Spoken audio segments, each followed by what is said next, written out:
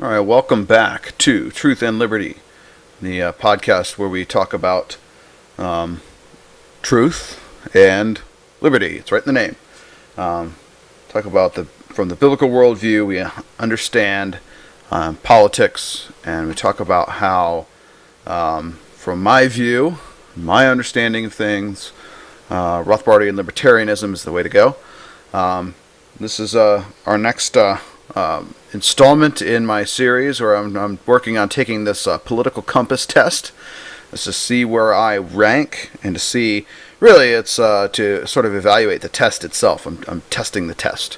So we're walking through the questions here. We're trying to answer them and see what we can, see what we think about them. So this is the first, or this is the second episode, rather, in which I've done this. In the first one, I got through exactly one question. So we're going to try and see if we can pick up the pace here. Hopefully, I'll try not to be quite so wordy on each one of these. But, anything that really definitely needs comment, I'm definitely going to stop and comment on. So here we go. So the first one, we talked about economic globalization, transnational corporations. Again, really exposing the idea that, the presuppositions of this question were really flawed. So I went ahead and said I agreed with that one because I do think that global economies should serve humanity by a certain definition of what that means. Anyway, I didn't even talk about whether serving humanity is a collectivist thing or an individual thing, and what the difference of that is. But I'll leave that for now. I'm sure we'll cover that concept in future episodes. So moving on to question 2 here. I'd always support my country whether it is right or wrong. So strongly disagree, agree, or strongly agree. This one I would say strongly disagree. And this will probably get me into trouble with a lot of people.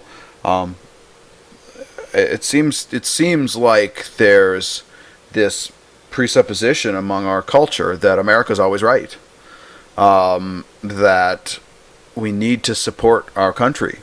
We need to salute our flag. We need to, your guy may not have won, but we have democracy, and so whatever happens in this country, you can dislike the politics, you can dislike the party, and but the way you follow is you vote differently in the next election or whatever, and so while you might dislike what's currently happening, you still support your country, and so I guess it really gets to the definition of how you define my country, and also it gets to the definition of support. In my mind, I hear that and I think about, well, if I was in Nazi Germany and the Jews were being rounded up into concentration camps and neighboring countries were being invaded and there was this big war going on, could I support my country? I could not in good conscience support my country. Now, I would feel like, and this really gets to the idea of what is patriotism, and it touches on all of the ideas that are going on in our culture, from things like Colin Kaepernick, why he doesn't stand for the pledge, or why he didn't stand for the pledge, why the Cleveland Browns teams, not the pledge, the national anthem, why the Cleveland Browns players didn't stand for the national anthem, why I feel very strange going to sports events. We went to a Reds game, June, I think, back in June. I did not stand for the national anthem at that. But we went to a Dayton Dragons game a couple weeks ago, minor league baseball around here, and it just so happens that we were sitting right underneath the flag, and it felt like everyone was looking at us. So I stood up, and I felt very weird doing it. But the whole basic idea, what is patriotism? What does it mean to support my country? What is my country?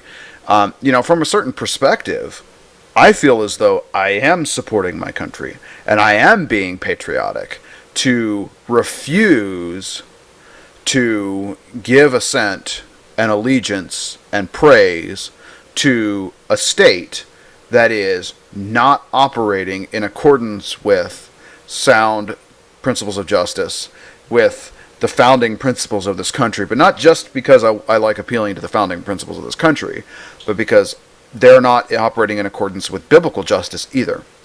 There are a lot of ways in which our country is currently, and has for a long time, been run in very unjust ways. And I cannot in good conscience pledge allegiance to that. Pledging allegiance to a flag is a silly idea to begin with. Pledging allegiance to the republic for which it stands is something I can't bring myself to do. I can't have allegiance to a republic that is operating in the way that it's operating. Now, according to Romans 13, I should be ordered under that republic, such as it is, because those the governing authorities that exist. And so I do obey Romans 13 and submit to the government as much as I need to. I pay my taxes. I do it without nullifying the truth of the reality that the taxes are theft. But I pay them. I submit to the state, but I don't give allegiance to them. I don't support them in the sense that I don't call what they're doing good. So there are so many presuppositions or assumptions you have to make in order to understand what they're getting at here with I'd always support my country. But for me, I think what really rings the hardest and the loudest is the second phrase, whether it is right or wrong. And that is where I have to say, since we're talking about compromising right or wrong for some other form of allegiance, I have to side with right or wrong. I would not support my country if it is wrong. I wouldn't. But yeah, that's a much more nuanced discussion as to what all that means, and it's something we'll probably have to get into in future episodes. No one chooses his or her country of birth, so it's foolish to be proud of it. This is one where I would say, in general, it's foolish to be proud of your country of birth on the basis of the fact that you were born there. But it's not necessarily foolish to be proud of the country of your birth. If your country is a country that does well in matters of liberty, justice, economics, etc., then there is good reason to be proud of it. And this again hints at the same idea of, patriotism. What does patriotism mean? Well, patriotism is two ideas. It is pride for your country, and it is willingness to give of yourself in support of your country. And I believe that true patriotism does not necessarily involve a state, just like true government does not necessarily involve a state. Patriotism is not about the government. It's not about pride in the government. It's not about pride in it's not about support for the government. It's about the land and the people and the culture. And whether you have pride in any culture or people or land depends on whether that culture, people, or land excels in what is good, true, and beautiful. And so I don't think it makes sense to say, well, I was born there, and so I'm going to be proud of that just because I was born there. But then again, we do this in all kinds of things, right? First of all, we're everybody born here in America. We're Americans, and we are proud of our America. People over in other countries are just as proud of their home country. You see it in the Olympics, right? The Olympics come out, and people are cheering for their own country. You have professional athletes who come and play here in America. They go home to support their country of their birth, their nationality in their country, and they have great pride to do so. Or just in other ways, you have, I'm an Ohio State football fan because I was born and grew up in Ohio. I would never, ever root for Michigan. And I will admit that emotionally, I feel certain pride when Ohio State does well.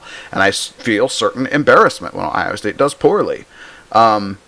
it's just an emotion. What I do with that emotion is a question. But I don't know that I would say that it's foolish to be proud of your country. I'm going to disagree with this one. I'm not going to strongly disagree with it. I think there's other reasons to be proud or foolish, to be proud or ashamed of your country. I think it's perfectly natural to default to having pride in your country, but as you learn more about it, you need to be willing to question that loyalty and that pride based on whether or not they are doing well. And my watch is ringing here. I apologize for that. Our race has many superior qualities compared with other races. I'm going to strongly disagree with this, just because it is stated as a general blanket thing.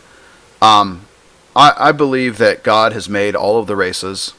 I believe that, well, first of all, I mean, we have to, since we're analyzing this from the Christian worldview, we have to start with the idea that God made all men in His own image. He made first Adam, then He made Eve, and from them come all the races that exist. So we're all related. We're all part of one family, and then even further through Noah and his family.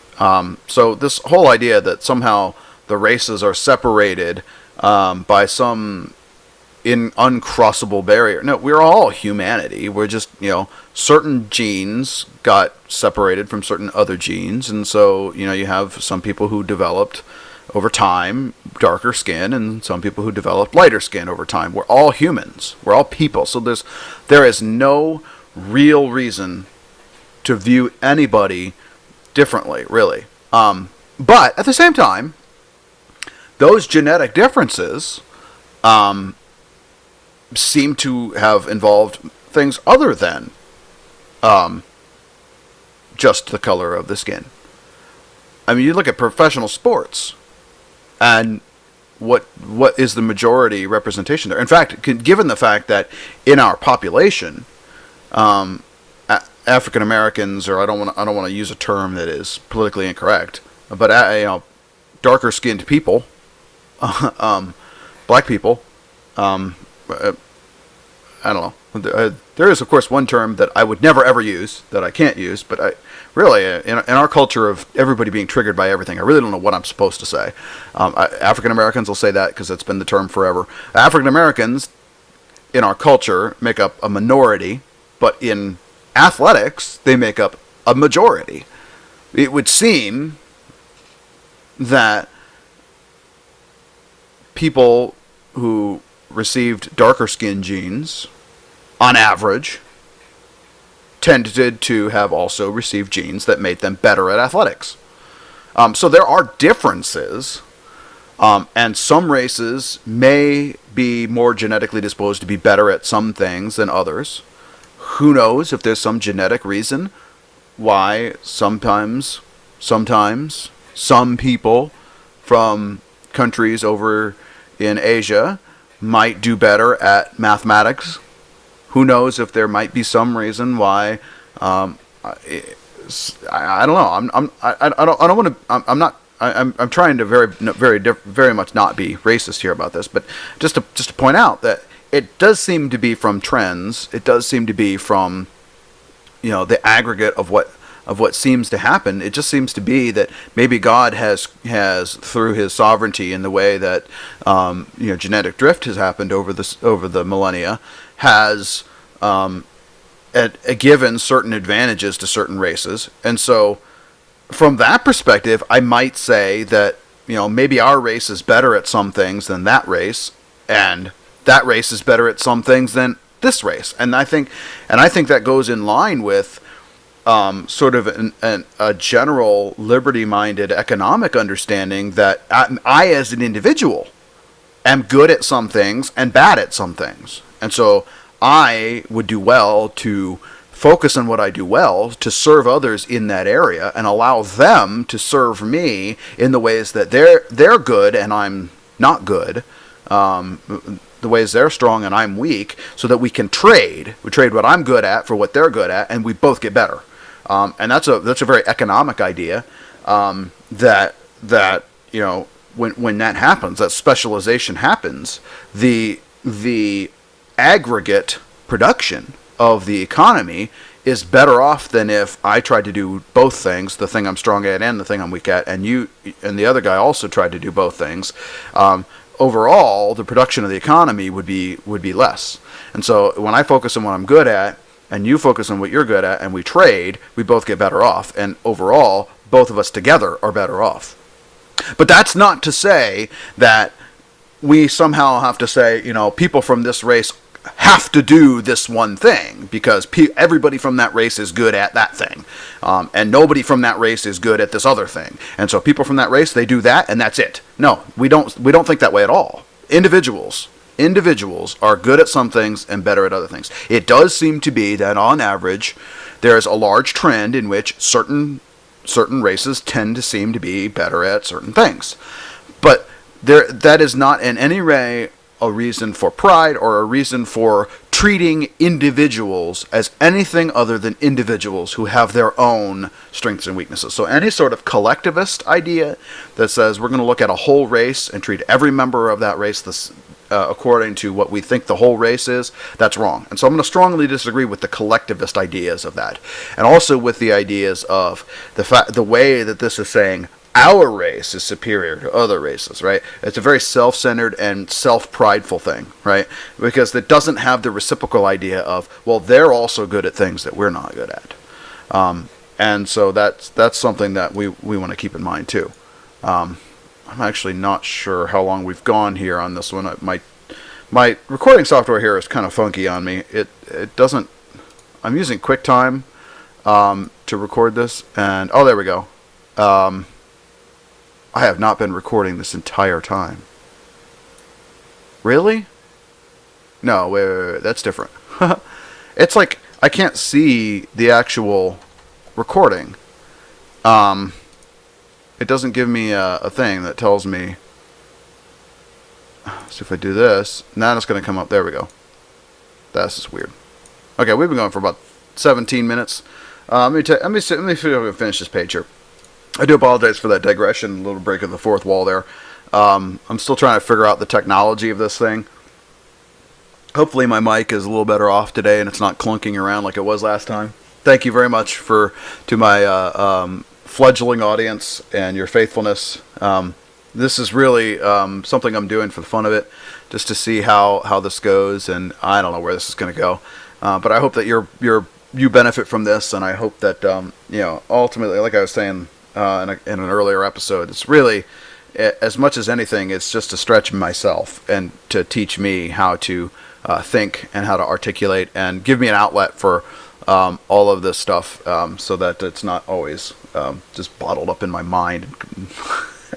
and if I let it can blow up in Facebook arguments that I very much try not to get involved in anymore, just because they easily waste way too much time and energy, and they end up going nowhere. I don't think I've ever convinced anybody of anything on Facebook, so whatever. So on we go. The enemy of my enemy is my friend. I really don't know what I think about this. I mean, it's a very antagonistic way of thinking. I have an enemy, and my goal is to get my enemy and to beat my enemy no matter what. And so any ally I can get, even if they're not my friend directly, even if they're not for me so much, if they're against my enemy, I'll take whatever advantage I can. So this probably shows up maybe in foreign policy. It's a very hawkish, very antagonistic, very conflict-oriented way of thinking. And I just don't like thinking that way. I don't think that's a biblical way to think. I think that we ought to love our enemies, and we ought to pray for our enemies, and we ought to do good to our enemies, and we ought to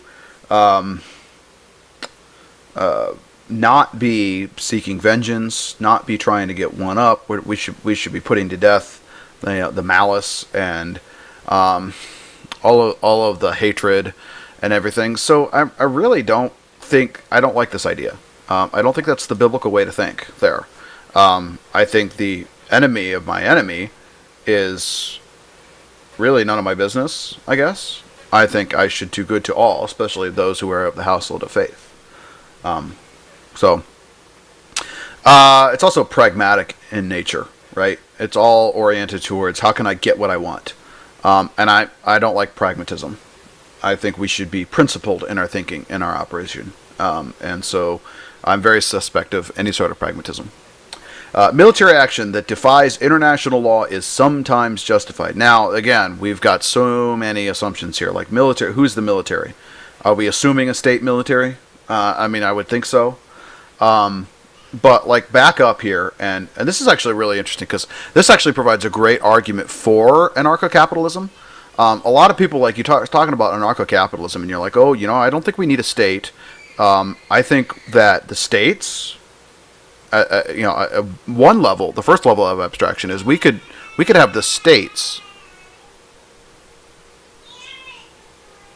My children are having a conflict behind me. Not in the same room, but I hope you can't hear that. Just little toddler squabbles. I do apologize if you can hear that. Anyway, what was I saying? So like one level of abstraction, we could say, the state, the states, the 50 states. Sorry if I'm being confusing. I'm sort of confusing myself because I'm suddenly throwing in another definition of a term here, right? Because I've been using the term state throughout this podcast to refer to the monopoly of force that the federal government has, to refer to what people usually call the government. But then, of course, you say, well, then we've got these states, like Ohio is a state, and Kentucky is a state, Texas is a state. So what they're not actually states, though. Although, if the federal government didn't exist, they might operate as states, in the sense that they would each have their own territorial monopoly. Like, so we don't need a European Union, right? France and Italy and Germany should each be their own sovereign countries, at the very least, right? We don't need a federal government of the United States. Ohio and Kentucky and Indiana, sort of originally, like under the Articles of Confederation, like the original idea was that they would be sovereign states, which is why they're called states. And they would just be loosely related through the federal government. And that idea has definitely gone by the wayside. But then, I would say even further than that, communities don't really need a provincial state over them. They should be able to get along fine. New York City should be a city-state, at the very least, right? Well, then you can say, well, neighborhoods and individual households. And, for ANCAP, we would say, okay, covenant communities, or, just individuals who hire justice companies. And these justice companies can organize peace and justice in a society through voluntary cooperation between justice companies and between their the peaceful paying customers. And, the only ones who would have violence used against them would be violent aggressors. And so, in that context, when would military action happen? And what is international law? I mean, that just it throws the whole thing out of the loop. So let's roll back though and assume our current situation where we have the United States of America, the federal government. They have their military, and they're thinking, okay, we've got this international law that says we should not go to war with Iran or something. Or let's make it even more relevant, right? North Korea. I don't know of any international law. I'm really not specifically familiar with what the international laws would apply to the situation, but let's say there was some international law that says we should not go to war with North Korea, and they just fired a missile over Japan, and so let's say Trump goes to war with North Korea, so is that justified or not, right? It depends.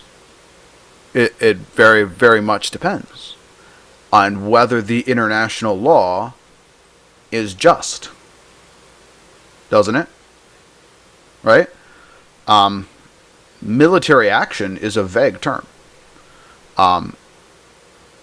Just war theory is a theory of justice that does not appeal to international law. We'll have to talk about just war theory. And we'll have to talk about when military action is justified. I would say it follows along with the non-aggression principle.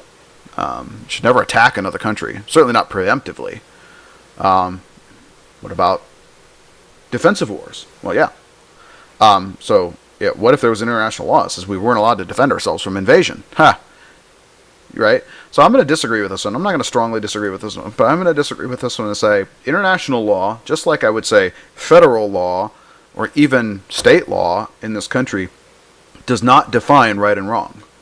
And so justification does not come from what the law says, not the human law. It comes from what God's law says. So if we follow God's law, then yeah, we're justified in doing what needs to be done. Now, obviously, at some point we have to talk about Romans 13 and whether or not, resisting that authority is something that defies God's law or not. But that's a topic for a future episode. So for right now, I will go ahead and say, give you a hint on that one where I stand, and say I would disagree with this. I would say that if international law, says that we're not allowed to defend our country when we're invaded, by all means, we need to disobey that international law. There is now a worrying fusion of information and entertainment. Yes, I will say that, and it is bizarre what's going on. It is so difficult to find reliable news. It is crazy. You have the major news outlets that seem to be more interested in drumming up sizzling headlines to draw attention so that they can become, so they can get your attention. To you have, all of the gossip news out there. To the ones who are trying to report things, they just can't get straight information. To all the fake news outlets out there, it is very difficult to actually get reliable information. And Neil Postman wrote a paper where he was comparing Aldous Huxley and George Orwell, and his conclusion was Huxley was spot on. Huxley was afraid of this situation where we would be so inundated with information and entertainment that we would not even care about what the news was, and that we would not even really be able to tell the difference. And that is absolutely where we're at. Postman's paper was called "Amusing Ourselves to Death." It's a great read, by all means. It gets into the differences between Aldous Huxley's A Brave New World and George Orwell's 1984. We're all, typical libertarians, we're afraid of 1984, but I think we're actually living in a brave new world. Obviously not. I mean, if you're familiar with what's actually in that novel, obviously we're not anywhere near as far down the road as Huxley envisioned. And who knows if we'll ever get there. But there are some of the underlying ideas that Postman draws out in his paper really, really, really, really are actually working and at play these days. And there is just so much capacity to entertain ourselves and to distract ourselves from real life these days that so few people actually know what's actually true anymore. What I find interesting, though, is that I do see a backlash against this. I do see that there's a dissatisfaction with fake news in our culture. There's a dissatisfaction with CNN and MSNBC and all of the ways in which the news media is not really serving us and doing their job right. Trump calls them out, but not just Trump, just people in general. I think there's a general growing dissatisfaction with news. And so who knows what's going to happen? People may actually stand up and say, we need reliable information. Get rid of all this nonsense. Get rid of all this dribble, and tell us what's actually going on. But you still have things where we've got all this news about distractions from things like North Korea. What's North Korea doing? To things like the eclipse and all this stuff going on. And in the meantime, there's this new law that got passed that theoretically gives the government rights to search people's houses without warrants. Which, just as a comment, because I mentioned it, I feel like I have to clarify. You can find out, there's a meme going on around about it. You can find an article about it. From what I've read about that one specifically, it seems that it's blown out of proportion. Obviously, the headline is misleading, as they always are. That gives you this impression that all of a sudden, all around the country, SWAT teams are going to be banging in doors without warrants just for any little excuse.